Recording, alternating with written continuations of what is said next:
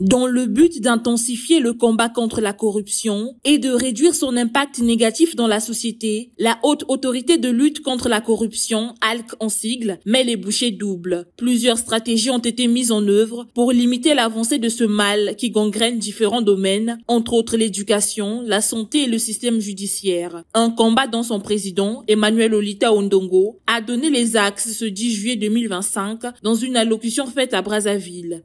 La corruption génère l'injustice et les inégalités, favorise certains individus ou groupes au détriment des autres, exacerbe les disparités sociales et empêche l'équité.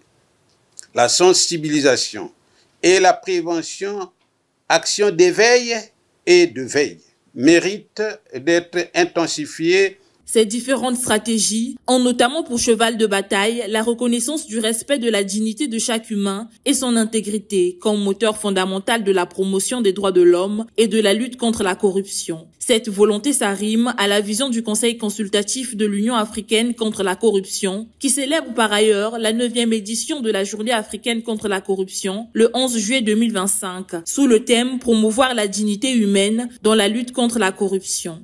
La Haute Autorité de lutte contre la corruption veillera davantage à cette donne de la dignité humaine lors de ses entreprises conformément aux recommandations du plan stratégique multisectoriel de lutte contre la corruption. La HALC a renouvelé son engagement à diminuer l'impact des antivaleurs dans le pays. Elle appelle à la collaboration de tous les Congolais dans la stratégie de dénonciation de toute forme de corruption à travers son numéro vert, le 1023.